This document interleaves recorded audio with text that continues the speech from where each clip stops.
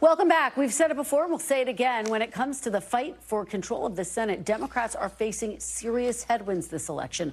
Right now, Democrats hold a 51-49 seat majority in the Senate. When you include several independents who caucus with the Democrats, there are 34 Senate seats on the ballot this November, and Democrats are defending 23 of them. Our friends at the Cook Political Report have 2 Democratic seats looking likely to flip, with the West Virginia seat held by the retiring Joe Manchin classified as a safe Republican seat, and John Tester's Montana seat right now classified as lean Republican as he faces a challenge from Tim Sheehy. Cook also has 4 additional Democratic-held Senate seats classified as toss-ups. The races in the blue wall states of Michigan, Pennsylvania, and Wisconsin, along with Sherrod Brown's seat in Ohio. NBC's Vitali is on the ground with a defiant Sherrod Brown in Ohio, who says he will hold on to his hotly contested seat. Kristen, the big question that we came into Ohio with is Sherrod Brown able to outperform Democrats in this otherwise pretty red state? We expect it to go for Trump at the presidential level, but it's unclear whether or not there's going to be enough of those so-called ticket splitters to get Brown himself over the finish line as the next person down the ballot. Here's what he told me about his prospects with that group of essential voters. But do you meet Trump supporters who say, but I know you and I'm voting for you? Yeah, sure. And how do they reconcile that? Well, you gotta ask them. I have been trying to find them. There are a lot of them around. One of the people I spoke to today at the county board said, yeah, they're around, but in less numbers lately. Why? There'll be enough. Well, there'll be enough because people, I say this, and it's not a cliche, that people don't see politics. I don't see politics as left or right. So you heard him there say not left or right. He's trying to run nonpartisan and certainly pushing on his pro-worker, pro-union credentials, especially in areas, Kristen, like the one that we were with him in last night, the Mahoning Valley. It's a place that was previously Democratic, but Trump managed to really make into a Republican stronghold, much like he's been able to remake the state of Ohio from a swing state into a red state. But the other thing that I thought was just so striking is every question that I asked the senator, whether it was on tariffs or on democracy, small d democracy issues, anytime I said the words Trump or Harris or Biden, he immediately shut down the question, basically telling me I don't pay attention to the presidential candidates, and at another point telling me I don't stay up at night thinking about what Kamala Harris or Joe Biden is going to do in the state of Ohio. I just simply run my own race. That is really the ethos here for Senator Sherrod Brown. And frankly, after covering his 2018 reelection, that is how he has been able to outperform whoever has been at the top of his party's ticket. Because, again, you look at the breakdown in the state of Ohio. In 2012, when Obama won here, it was by 3 points, but Brown won his election by 6. And then after 2016, when Hillary Clinton lost Ohio by 8, Senator Sherrod Brown still was able to come up in his re-election battle with a win by 6 points. That is something he hopes he can replicate here once again, with Trump now at the top of the ticket and Brown on defense, not just for his own seat, but for the fate of Senate control, too. Kristen? Vitali, thank you for that fantastic report and great interview with Senator Sherrod Brown. Joining me now for a closer look at the Senate map is an expert, Jessica Taylor. She is the Senate and Governor's editor at the Cook Political Report. Jessica, it's always great to see you. Thanks for being here. Thanks, Kristen. So let's talk about just big picture.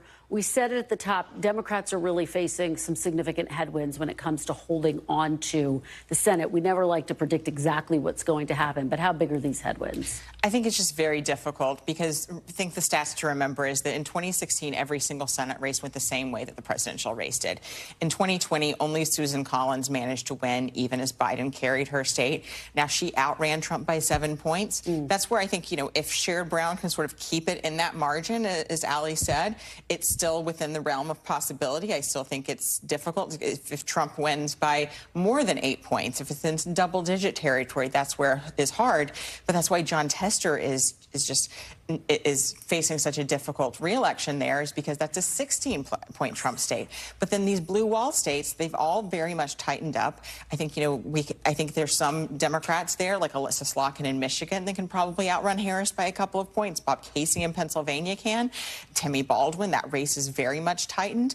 But, I think that's where we see that probably the way the presidential race goes, it's going to be very close in these Senate races as well. It has been just fascinating. Just talk about the extent to which these races that you just cited, the Tammy Baldwin race, it has really tightened. We've seen it I mean, a couple weeks ago, you would have looked at the polls and thought, hey, she would win handily against Eric Hovde. Not anymore. Well, I think Democrats always expected this to happen. I think the key was that these Republicans, they weren't as well known. They were underperforming Trump's numbers. When you have Eric Hovde, he's put $20 million of his own money in the race. That's more than Tammy Baldwin's 2012 and 2018 opponents spent combined. Wow. So the spending, I think, has tightened this up. But then you do have races where even the Democrats should be doing worse in places like Arizona, where Carrie Lake there is, I think, just such a divisive candidate that there's a very good chance that even if Trump wins that state, that Ruben Gallego is going to win. Nevada, getting tighter, perhaps, as we look at some of the early vote numbers there. But Jackie Rosen,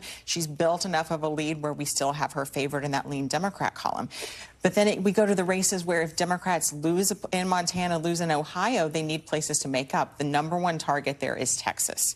Let's talk about Texas. Texas is just a fascinating race. Senator Ted Cruz looking for re-election, obviously someone who is well known throughout the state.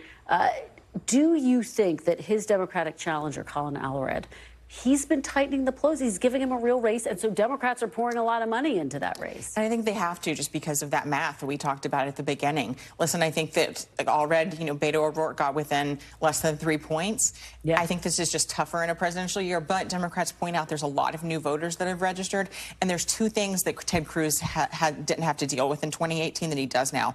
Abortion. We saw, of course, Harris go there, making the state's very stringent abortion laws key. And then Cancun, when Cruz left the state amidst that 2021 winter storm. I listened to a focus group a couple of weeks ago with Trump voters that were undecided in the Senate race. They all brought this up. So Cruz has baggage, but I still think in a presidential year it's hard. It is part of what we're going to be watching for, and part of the big test this cycle of ticket splitters to see if that's a thing of the past. Right, and I think that's where you see Allred trying to sort of differentiate himself from the party on immigration and things.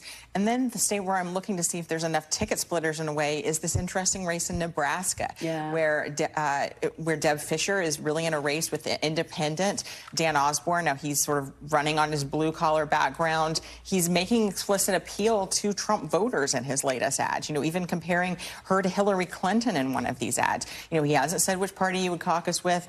Republicans are having to pour money into this race late, just painting Osborne as a Democrat in sheep's clothing. But as people point out, though, if they lose this, even if he doesn't caucus with, it's still one down. So that could be interesting. Fascinating. But when I look at it overall, Republicans are still favored. All right, Jessica Taylor, thank you so much as always. It's always great to have your perspective. Thanks for watching. Stay updated about breaking news and top stories on the NBC News app or follow us on social media.